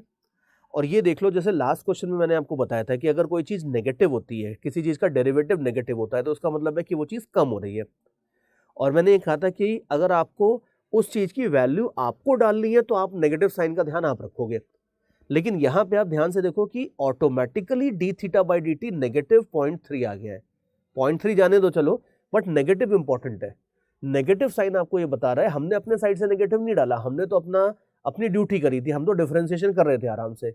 अब अगर अपने आप ही नेगेटिव साइन आ गया है तो इसका मतलब है कि डिफरेंशिएशन आपको ये बता रहा है कि भाई थीटा कम हो रहा है, विद टाइम थीटा कम हो रहा है। और हमें डिफरेंशिएशन की जरूरत नहीं है, ये तो हमें कॉमन सेंस से पता है कि भाई अगर लैडर है और लैडर के फुट को अगर आप ऐसे खींच रहे हो तो लैडर अगर ऐसे जा रहे हैं तो थीटा तो कम ही हो रहा है ना, वो तो हमें दिख भी रहा है।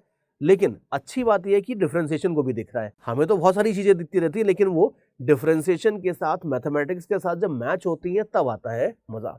तो ये अपने आप देख लो, this is the power of differentiation, mathematics and all these things की जो चीजें आनी है प्लस माइनस वो अपने आप आ जाएंगी, you don't have to worry about that. And आप अगर इसके रूल्स को प्रॉपर समझ लोगे और अच्छे से फॉलो करोगे तो अपने आप जो जो चीजें आनी आ जाएंगी, you don't have to worry about too many things. So that is how you can solve these kind of questions. और काफी सारे एग्जांपल्स तो हमने देख लिए, और एक छोटा सा एग्जांपल और देखते हैं। After this maybe I will give you some exercises, लेकिन अब तक देखो मेरे ख्याल से आप समझ तो गए हो सब कुछ कि क्या करना होता है, कैसे सॉल्व करना होता है। बहुत टाइम से मेरे ख्याल से बहुत सारे एग्जांपल्स इसके पहले आपने खुद भी सॉल्व किए हैं, rather than waiting for me to solve them। चलो और देखते हैं। We are now moving approaching towards the last few examples, और ये एक एग्जाम्पल है which I would recommend कि आप चाहो तो एक बार अगेन खुद से अटेम्प्ट करके देख लो। इनफैक्ट आई वुड नॉट से चाहो तो खुद से अटेम्प्ट करके देख लो, ये क्वेश्चन तो आप डेफिनेटली खुद से अटेम्प्ट करके देखो, और उसके बाद then you can have a look at my solution if required. See, question में आपको ये दिया है कि रेक्टेंगल है कुछ तो, और ये रेक्टेंगल के बारे में इन्होंने दिया है कि somehow by some reason the length x of the rectangle is decreasing at the rate of 3 centimeters per second। तो ये लेंथ को मैं x बोल देता हूँ, ब्रेड्थ को मैं y बोल देता हूँ, और इन्होंने आपको देखो ध्यान से क्लियरली दिया है कि dx by dt आपको दिया है 3 सेंटीमीटर पर मिनट और समथिंग। एंड अगर आपने पकड़ लिया है कि मैंने माइनस साइन की मिस्टेक करी है यहाँ पे, तो आप बिल्कुल सही डायरेक्शन में जा रहे हो। और यू विल सी कि आपको ये दिया है that the length is decreasing at the rate of 3, it is not increasing. और याद रखना कि अगर कोई चीज डिक्रीज होती है तो उसकी वैल्यू नेगेटिव होती है, और अगर हमें वैल्यू डालनी है अपने साइड से तो नेगेटिव का ध्यान, साइन का ध्यान भी हमें ही रखना होगा। तो देयरफॉर dx by dt को आपको +3 नहीं रखना होगा, dx by dt को आपको -3 रखना होगा। और सिमिलरली dy by dt देखो, अब y आप देख लो, उन्होंने बोला है दैट y इज इंक्रीजिंग, अब ये बढ़ रहा है eight the rate of 2 centimetre per minute. तो ये आपका +2 सेंटीमीटर पर मिनट होगा, ये बात है। तो ये प्लस माइनस का थोड़ा सा ध्यान रखना। और उसके बाद आपको ये बोल रहे हैं कि सबसे पहला तो ये बोला है कि भाई पेरीमीटर का रेट ऑफ चेंज निकालो। तो ठीक है, पेरीमीटर हमें पता ही है, किसी भी रेक्टेंगल का पेरीमीटर हो जाएगा 2x + 2y। तो rate of change of perimeter will be 2 dx by dt plus 2 dy by dt, ये हो जाएगा आपका rate of change of perimeter. अब आगे देख लो, dx by dt हो जाएगा -3, dy by dt हो जाएगा +2। तो आप सॉल्व करके देख लो, this will be like -6 + 2 which will be -6 + 4 which will be -2 centimetre per minute. Units आप हमेशा देखना that perimeter is a kind of length, तो इसकी यूनिट सेंटीमीटर ही आएगी, सेंटीमीटर स्क्वायर वगैरह नहीं होगी। तो rate of change of perimeter हो जाता है आपका -2 सेंटीमीटर पर मिनट। इसका मतलब है कि पेरीमीटर डिक्रीज होगा, because that minus sign is there, perimeter will be decreasing at the rate of 2 centimeters per minute. एक बात तो ये हो गई अपनी। अब इसके बाद चलते हैं सेकेंड पार्ट पे। उन्होंने बोला है कि एरिया का क्या चक्कर है। तो ठीक है, एरिया भी निकाल लेंगे, हमें पता है कि एरिया होता है लेंथ इनटू ब्रेड्थ। तो एरिया देख लो, अब एरिया में आप देख लो, एरिया हो जाता है x इंटू वाई। तो therefore rate of change of area will be equal to d by dt of xy. Now this will be equal to x dy by dt plus y dx by dt। ये हो जाएगा आपका rate of change of area. और बाकी आप देख लो कि हमें y और x की वैल्यू भी पता है, बिकॉज उन्होंने, आप क्वेश्चन की सेकेंड लास्ट लाइन में आप देखो, सेकेंड लास्ट लाइन में उन्होंने दिया है कि आपको डेरिवेटिव्स निकालने हैं at the instant x is equal to 10 and at the instant y equal to 6। तो वैल्यूज आप ध्यान से देखो, वैल्यूज इन्होंने x और y की दी हैं, जिस इंस्टेंट पे कैलकुलेशन करना है उस इंस्टेंट पे x 10 है और y का वैल्यू 6 है। और dy बाई dt अभी अभी हमने देखा ही था, लिखा ही है नीचे स्क्रीन पे कि dy बाई dt 2 है और dx बाई dt माइनस 3 है। So you can see that this will be something like 20 minus 18। Now 20 minus 18 is 2। और यूनिट्स हमने को पता ही है कि यूनिट्स, एरिया की यूनिट्स होंगी centimetre square. So this will be centimetre square और टाइम की यूनिट्स इन्होंने दी है मिनट्स। तो ये आप देख लो, rate of change of area will be 2 centimetre square per minute. ये बात है। तो देखो, ये तो खूब सारी प्रैक्टिस हमने कर ली है और ये प्रैक्टिस करके होपफुली अब तक आपको ये क्रिस्टल क्लियर हो गया होगा कि किस तरीके से हम रिलेटेड रेट्स की प्रॉब्लम्स को हैंडल करते हैं। और इसमें देखो सबसे इंपॉर्टेंट बात होती है इनवर्स प्रॉब्लम में प्रैक्टिस, बिकॉज आप ध्यान से देखो कि इस पूरे के पूरे सेक्शन में मैंने आपको थ्योरी कुछ ज़्यादा नहीं बताई है।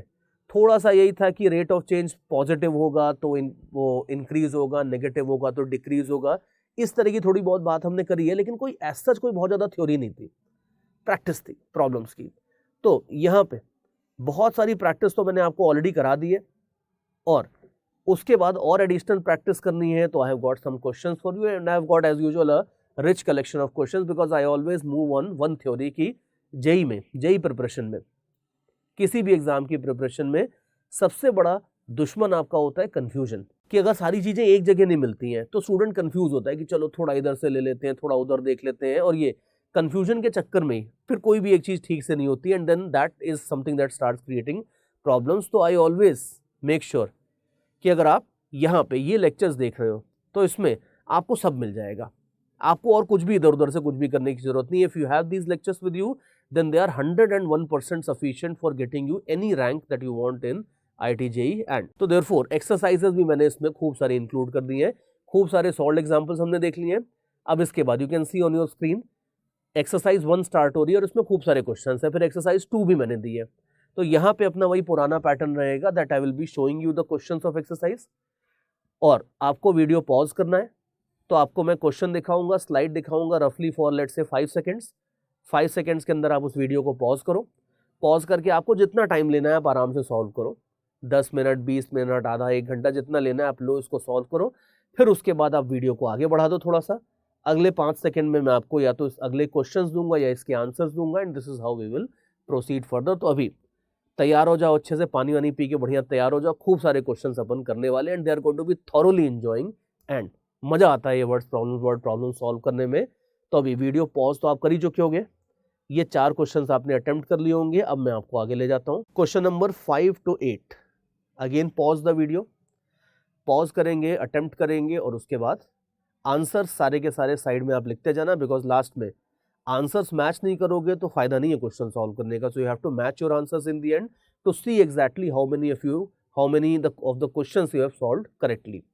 तो अब आगे बढ़ते हैं। अब ये आप देख लो, ये मैंने आपको एक्सरसाइज 1 में देयर वर 8 क्वेश्चंस, तो ये 8 क्वेश्चंस के तो आपके सामने आंसर्स हैं।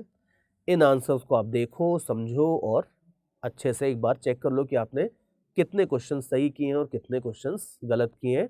और यहाँ पे एक मैं आपको बड़ी इंपॉर्टेंट टिप देने वाला हूँ which I have learned over the long period of 19 years of classroom teaching.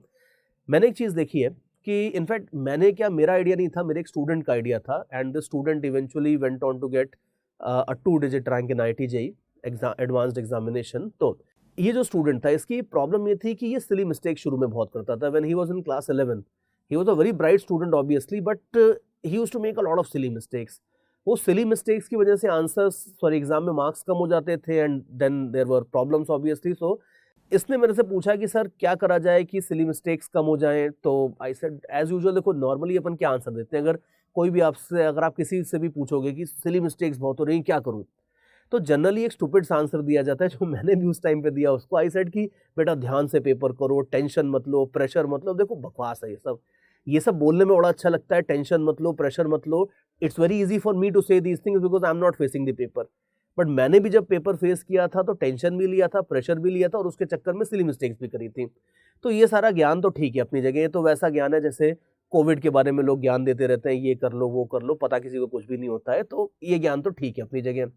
But one very interesting thing is there. इस बंदे ने क्या किया, इस बंदे ने कहा कि ठीक है सर ये सब तो बात ठीक है, उसने सुना और चला गया। अच्छे स्टूडेंट्स के साथ ये होती है कि आप कुछ भी बोल दो, वो सुन लेते हैं, चले जाते हैं, फिर उसके बाद अपनी मर्जी से वो अल्टीमेटली अपना दिमाग लगा अपना काम कर लेते हैं।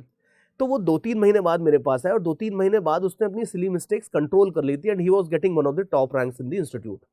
तो मैंने उससे पूछा बेटा क्या किया तुमने, उसने कहा सर मैंने एक छोटी सी टेक्निक लगाई। उसने ये कहा कि सर मैंने ये ऑब्जर्व किया कि ऐसा नहीं है कि मेरी सिली मिस्टेक्स खाली एग्जाम में जाके होती हैं, मेरी सिली मिस्टेक्स तब भी होती है जब मैं क्लास में आपके क्वेश्चन सॉल्व कर रहा होता हूँ, मेरी सिली मिस्टेक तब भी होती है जब मैं घर पे आपके होमवर्क के क्वेश्चन सॉल्व कर रहा होता हूँ, और एग्जाम में भी मैं वही करके आता हूँ। एग्जाम में मैं कुछ नया नहीं करता हूँ कि नए तरीके की सिली मिस्टेक्स करता हूँ। It's just something like this कि अगर मान लो suppose if you are a bowler, cricket खेलते हो, बॉलर्स कई बार नो बॉल करते हैं, और कपिल देव ने एक बार कहा था कि यार पता नहीं ये लोग नो बॉल कैसे कर लेते हैं, और मेरे से तो नेट प्रैक्टिस में भी नो बॉल नहीं होती थी। और उसका सीधा सा फंडा था कि अगर आप नेट प्रैक्टिस में इतने एक्यूरेट हो कि नेट प्रैक्टिस में भी अगर आप नो बॉल नहीं कर रहे हो तो आप मैच में भी नो बॉल नहीं करोगे, एज सिंपल एज दैट।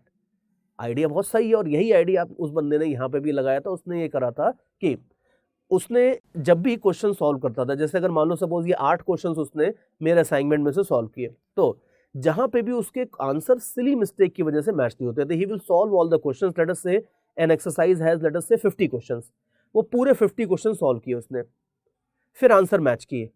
अब आंसर मैच करने में उसने देखा कि जहां जहां आंसर कंसेप्चुअली नहीं आ रहा था वो उसने सॉल्व कर लिया। उसने देखा कि जहां जहां आंसर सिली मिस्टेक्स की वजह से मैच नहीं हो रहा था, वहां पे क्वेश्चन के आगे वो छोटा सा एक जोकर का साइन बना देता था। और उसने ये ऑब्जर्व किया कि 50 क्वेश्चन सॉल्व करने के बाद उसके 7 या 8 क्वेश्चंस के अंदर जोकर बने हुए थे असाइनमेंट में, जो होमवर्क असाइनमेंट मैंने दिया था। अब आप देख लो कि अगर 50 में से 7 या 8 क्वेश्चन में उसने जोकर बनाया घर पे, तो यही तो वो एग्जाम में भी कर रहा था। एग्जाम में कोई ऐसा नहीं कि एक्स्ट्रा प्रेशर लेने की वजह से सिली मिस्टेक्स हो रही थी। Silly mistake is more a matter of habit, और वो आप घर पे भी करते हो। लेकिन प्रॉब्लम ये है कि जब घर पे होती हैं तो उसके वजह से मार्क्स नहीं जाते हैं, तो आदमी नोटिस नहीं करता है। उसको लगता है कि हाँ ठीक है, किसी क्वेश्चन का आंसर 3 था एक्चुअली और आपने लेटर से 6 निकाल दिया, तो आपको अच्छा 3 और 6 तो 2 का फैक्टर है। फिर आप अपना सोल्यूशन देखोगे, कोई अच्छा यहाँ पे 2 की प्रॉब्लम थी तो 2 को हटा दोगे, and that will cover up essentially the silly mistake, फिर आप भूल जाओगे। उसने ऐसा मैकेनिज्म निकाला। उसने क्या कहा कि जहां जहां मेरी सिली मिस्टेक होगी, क्वेश्चन के सामने मैं छोटा सा जोकर बना दूंगा। अब एक अगर 8 क्वेश्चंस की एक्सरसाइज में अगर आपको 3 जोकर दिखते हैं, तो आपको समझ में आ जाता है कि वो जोकर नहीं है, मैं जोकर हूं। बिकॉज अगर 8 क्वेश्चंस में आप 3 जगह सिली मिस्टेक कर रहे हो, तो आपको the reality stairs right back at you from the screen कि यार ये मैं अगर कर रहा हूं तो ये मेरी हैबिट है, ये एग्जाम का प्रेशर नहीं है, ये मेरी हैबिट, और इस हैबिट को मुझे अभी सुधारना पड़ेगा। तो अगर आप ये जोकर्स बनाना शुरू कर दो, बिलीव मी, मैंने उसके बाद ये टेक्निक बहुत सारे बच्चों को बताई और सबको फायदा हुआ ये, कि अगर आप ये करना शुरू कर दो तो आपकी धीरे धीरे धीरे आपको रियलिटी पता चल जाएगी। तो you will be solving questions more carefully during classroom.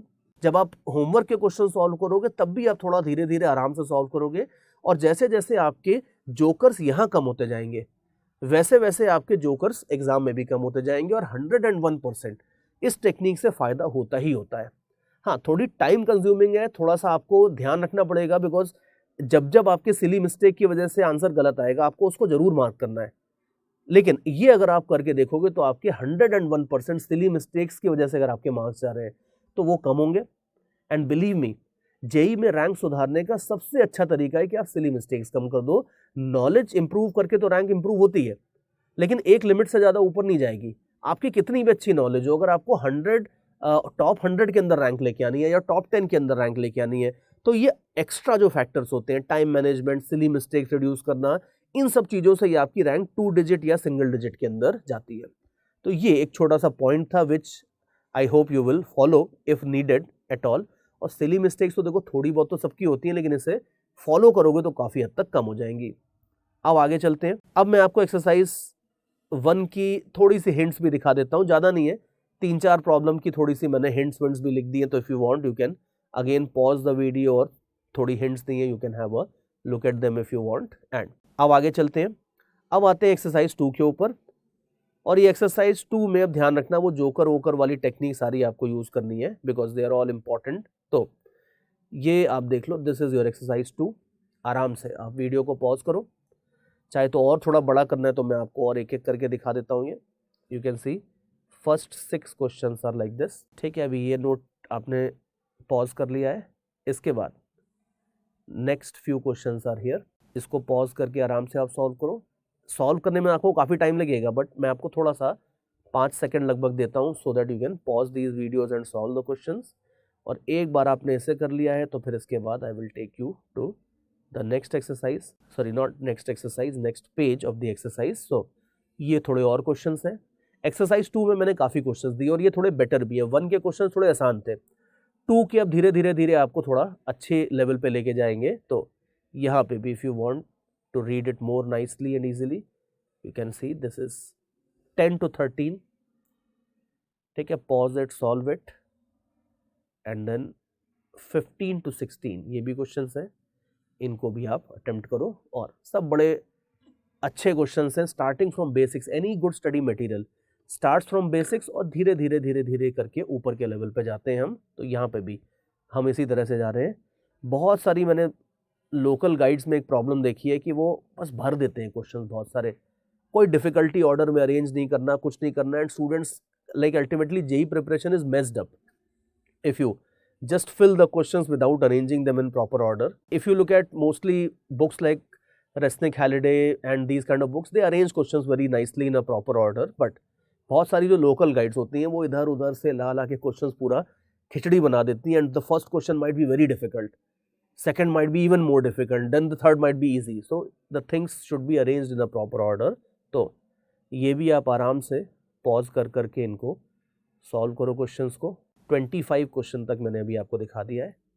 अच्छे क्वेश्चन है, मतलब अगर आप एक बार ये अच्छे से कर लोगे तो आपका जो डिफरेंशिएशन की एप्लीकेशंस का बेस है ये बहुत स्ट्रांग हो जाएगा, और ये अल्टीमेटली पूरी आपकी लाइफ में काम आएगा। जब तक आप साइंस से रिलेटेड कोई भी चीज़ कर रहे हो, इवन मैं तो कहता हूँ कि अगर कॉमर्स भी लेते हो, में भी जाते हो, let's say you after your BTech from IT you get into share markets और एनीथिंग, सब जगह ये चीज़ आपकी काम आएगी। जो बेस अभी हम आज बना रहे हैं बहुत काम आता है। अब 26 से 29 तक की प्रॉब्लम्स आपके सामने है। अब ये थोड़ी सी और अच्छी होती जाएंगी, तो इनको भी जरा आप देख लो, सॉल्व करो। और ठीक है, अभी पॉज कर करके आपने 29 क्वेश्चन तो सॉल्व कर लिए होंगे। मोस्टली कुछ स्टूडेंट्स को 2 घंटे लगते हैं, कुछ को 3 घंटे 4 घंटे लगते हैं, लेकिन इसमें काफ़ी टाइम लगता है। जो भाई मैंने तो आपको लगभग 2 मिनट के अंदर स्क्रॉल कर करके सारे क्वेश्चंस दिखा दिए, but that was just like opening the book and showing you the page, but obviously solving them is going to take a lot of time, and once you have invested that time, वो time का fruit आपको मिल रहा है यहाँ पे। ये है answers. So the best part of the whole thing is here now in front of you. ये है आपके सामने आंसर्स। तो अब आपने सारे आंसर जो निकाले हैं उनको आप चेक करके देखो। जरूरी नहीं है कि सारे आंसर एक बार में ही चेक करो। जैसे मैं क्या करता था कि मैं एक क्वेश्चन सॉल्व करता था, उसका आंसर चेक करता था, दूसरा सॉल्व करता था, दूसरे का आंसर चेक करता था। कुछ बच्चे हैं जो 4-4, 5-5 क्वेश्चन सॉल्व करते हैं, फिर इकट्ठे आंसर चेक करते हैं। Generally that's a better strategy rather than solving all the 29 questions and checking the answer in one go. थोड़े थोड़े करके, अगर आप वीडियो है ये आपके पास तो कैसे भी स्क्रॉल वॉल करके आप आंसर्स चेक कर सकते हो। सो बट ये ध्यान रखना कि अगर ऐसा नहीं कि फर्स्ट का आंसर जब चेक कर रहे हैं, कई बार बच्चों की आदत होती है जब फर्स्ट का आंसर चेक करते हैं तो ऐसे थोड़ा सा करके सेकंड का आंसर भी देख लेते हैं और फिर उसके बाद उसको मैच करवा देते हैं। So don't do that. But अब यहाँ पे आप ध्यान से सारे आंसर्स चेक करो, और जितने आंसर्स आपके मैच कर रहे हैं बढ़िया बात है, just give yourself a PAT on the back, very nice. लेकिन जो आंसर्स मैच नहीं कर रहे हैं उनमें बड़े ध्यान से देखना कि किस रीजन से मैच नहीं कर रहे हैं। क्या कंसेप्चुअल मिस्टेक थी?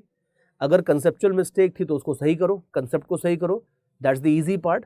और अगर सिली मिस्टेक थी तो वो जोकर बना दो, और जोकर्स आप काउंट करके देखो। अगर 29 क्वेश्चंस में अगर 1 या 2 जोकर बने हैं तो कोई प्रॉब्लम नहीं है, आपको कोई एक्शन लेने की जरूरत नहीं है, बिकॉज वो तो अगर आइंस्टीन भी सॉल्व करेगा तो 1-2 सिली मिस्टेक तो उनसे भी हो जाएगी, that's kind of okay. But अगर मान लो सपोज लेट अस से कि 2 से ज़्यादा जोकर्स हैं 3, 4, 5 जोकर्स हैं then there is a problem, और अगर 5 से ज़्यादा जोकर्स हैं 29 क्वेश्चंस में then there is a very serious problem, और अगले एक्सरसाइजेज में आप इसको बड़े आराम से अच्छे से धीरे धीरे जाके सही करना। So these are the answers. और फिर लास्ट में किसी को अगर थोड़ी सी हिंट्स चाहिए, और हिंट्स मतलब कि थोड़ा कंसाइज सॉल्यूशन टाइप का है, तो हिंट या कंसाइज सॉल्यूशन चाहिए तो यू कैन सी दैट ये थोड़े थोड़े करके मैंने दे रखे, तो इसको भी again I will in the same format दिखाऊंगा, 5 सेकेंड पॉज करूंगा, आप आराम से इसको पढ़ो, पॉज करके वीडियो, फिर आगे बढ़ जाओ।